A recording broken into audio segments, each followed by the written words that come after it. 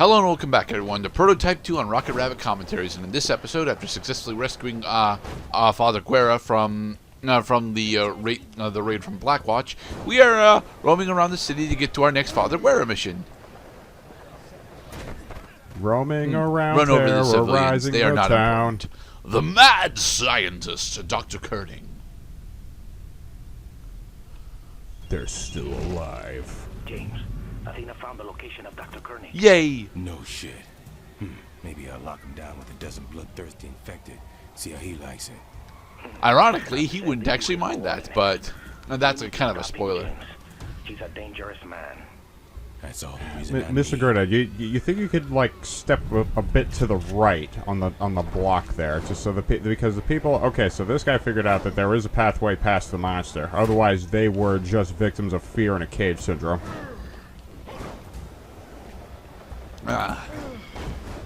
So yeah, we spent a majority of the game on with one of the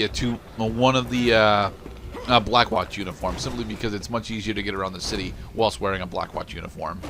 I'm at Colonel's location. I see. Because it is okay as long as the Blackwatch are using experimental mutants like the X-Men in order to keep order in Quarantine Town.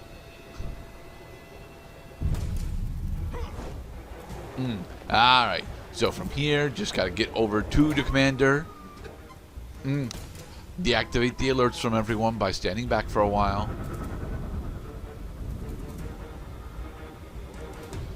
Say, remember that that guy that just kind of flew in and made a crater on impact? Yeah, who was who was that guy anyway? He was just a normal dude, it's okay. Spill some Yoink! DNA. Thanks.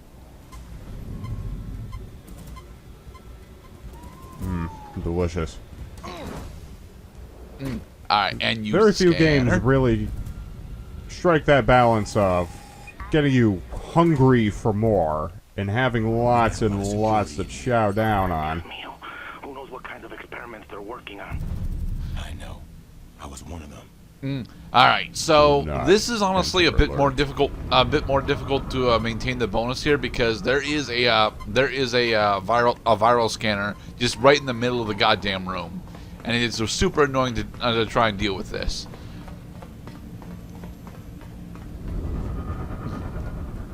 Swipe. As long as you defeat your opponents in the correct order, none of them will know what happened. Gotta be some way I can distract the guards. And there is. We're not gonna actually be exploring that though, because it would pretty much force us into an alert. How did that man No, not because he spawned at in least behind us become after we were done incredulous? eating him. It's okay. Right, it's like, listen, I don't make sense just spawning in. You don't make sense just eating people and taking pixels off the board. Let's just let it slide. All right.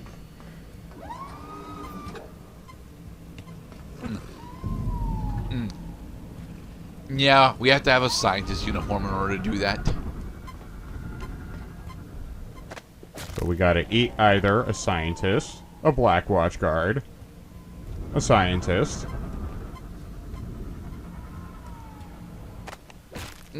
So yeah, we're gonna end up I- end up eating a majority of the staff here, attempting to do the distraction tactic. And honestly, we don't really need to do the distraction tactic, especially because if we do the distraction tactic, we end up entering an alert, because you know we have to fight the brawlers that come out. This dude has access Am to I the to master understand key. that these guys are getting replaced by respawning NPCs? No, actually, they are not. There's a limited number of them. Okay. Get me out of here! Not only had they mastered DNA mutation and augmentation of the living form, they also discovered space-time travel and a quantum leap. Damn it! Guard the entrance. Protect Dr. Korneing. Not that guy. Oh, right, the alert went off. Alright, well, fuck you. You failed the bonus. Finish the objective. Honestly, the bonus is not honestly all that important. We'll be almost max level at the end of the game, so. Oh, come on. You could have eaten that scientist. I attempted to eat that scientist. Well, not this particular scientist, but the guy that we're wearing. I attempted to eat him while he was on the ground, and it caused the alert to go off. Well, the combat style in this game honestly reminds me a lot of The Witcher. Witcher's got a lot, gives you a lot more tools. I mean, they're much more difficult to use, but you do have way more tools in when you're playing through The Witcher. Also, a lot fewer epic death animations. Gerald does a lot of beheadings in The Witcher. Hey, Dr. Korneing. Beheadings. One of the best kinds of executions. Sergeant Heller, I am so glad to see you're still in one piece. You're not hurt, are you? There's a little bit of foreshadowing going on with Dr. Korneing here. Just listen. Gentech is forcing me to work for them. I'm on your side, don't you see? Didn't I try to keep you alive back there in the lab? Didn't I? An old man trying to say, like, didn't I give you enough applesauce? The very last Ritz cracker in the packet. They're growing. How can I Please don't kill me. They're super soldiers, and they're going to be sent after you, Sergeant. Though you might be able to stop them if you act immediately. So I'm what giving am I you all supposed this to just information trust so you? you'll spare my life. You, please. Guilt will destroy me otherwise. If you're telling the truth. Right, Please, the guilt. time is of the essence. The head researcher's name is Dr. David Burke. Hurry! Bye, Dr. Korneing. We'll be back for you later. Borgen and Burke.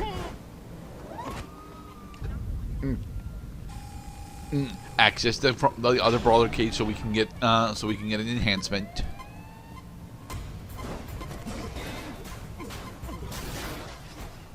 Very chicken-like exit from the pen.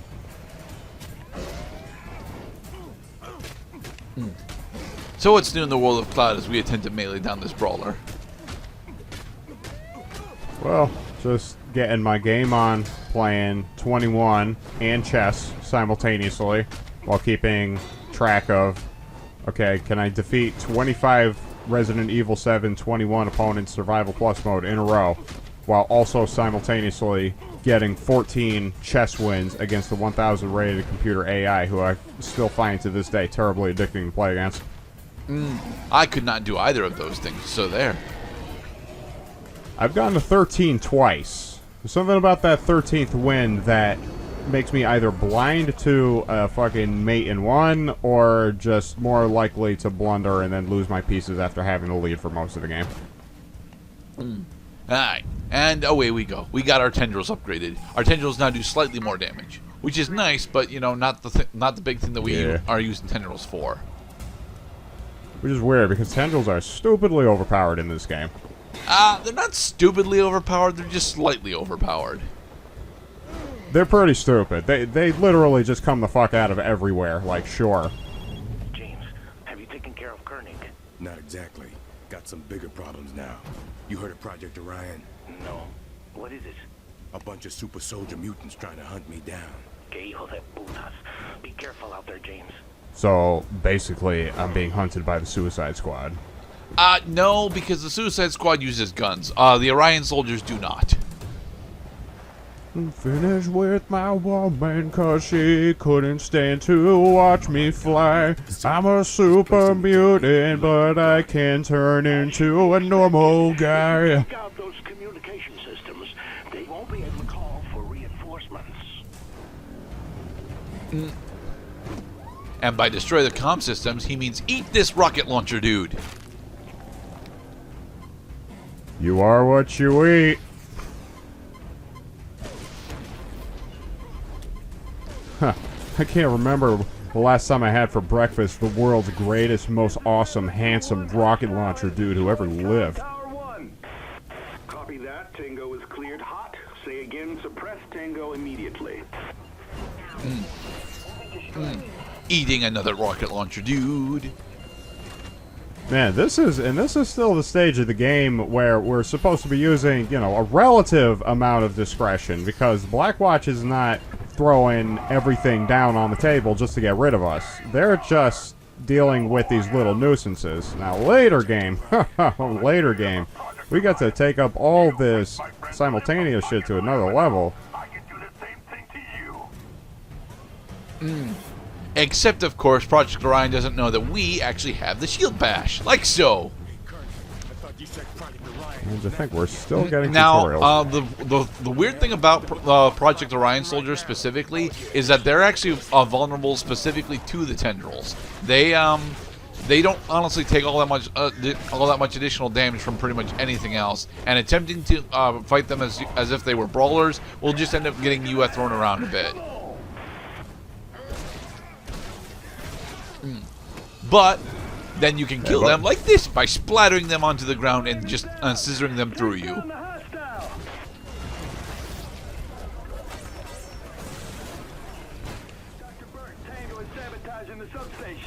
You know, kind of like Katamari Damacy, except a lot more blood and squishy organs. Yeah, Katamari would have been an X-rated game if it had had as much blood as this. X-rated game. I do believe Prototype 2 is rated what M for mature, but that's mostly because of the excessive amount of gore that's in the game. There's realistically only one sexual situation in the entire thing, and even then, sex isn't even actually implied. It's just, hinted at. I mean, just everybody calm down. There's enough Rule 34 to go around. Not for this series, to be perfectly honest. Mostly because Alex is too much of a brooding bad boy to have any significant relationships. And although James has got a significant relationship, she doesn't show up. So, jeez. Like fucking Daniel Day-Lewis from Gangs of New York. Allow me to festoon your organs around my living quarters. Eating all the soldiers. So, what is the remind me again, what is the function of all these hanging tendrils? It's additional gore for additional gore's sake, to be perfectly honest. We can't actually interact with them, but, the black hole of attacks have to come from somewhere. Like, sure, in the foreground there are super soldiers ready to beat the crap out of you, but in the background is the conspicuous amount of overpowered, I'm gonna unleash retribution on you for disturbing me and my mutant powers. Also, do not neglect your throw. Throw is honestly one of the more powerful combat options that Heller gets access to. At this point, the game better give me a good goddamn reason not to spam tendril. I mean, besides shield bash, the game made it pretty clear that shield bash is effective against super soldiers. Yes.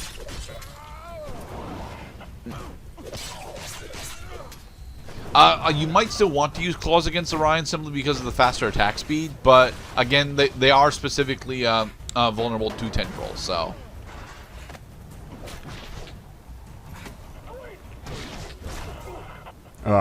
Food. I was getting hungry.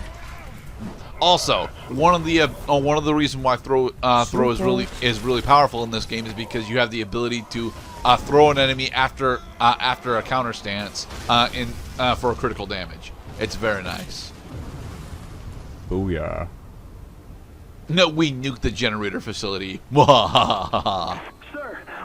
So, Orion, any more subordinates for me to chill? It's all destroyed. Project Orion is destroyed. Not entirely. We still have the Phase 2 soldier at our proving ground. Not entirely. We have a final boss that's a setup, of course. This Dr. Burke said something about proving grounds. Find out what the hell he's talking about and get back to me. Oh, yeah. What? How violent. It's just, the good thing it was on Blackwatch Guard, so nobody cared. Alright. So now we've got Dr. Korneing as our primary mission content for what is effectively the rest of Yellow Zone. So, again, being that this is an open world game, I was wondering where the random events at. There are random events, but we don't really get anything for interacting with them. A lot of what would be random events in later renditions of open world games are just collectibles in this game. So, like the field op collectible, right? Like. Or like the Assassin's Creed, like, oh, there are only so many muggings or so many, like, get the thing, pickpocket the guy, like, you know, find him, try as many times as you want because you could reset. But the lore explanation in this game would be not quite so simple because this is reality. Time is always moving forward. You can't reset events except with checkpoints. Because that wouldn't make much sense.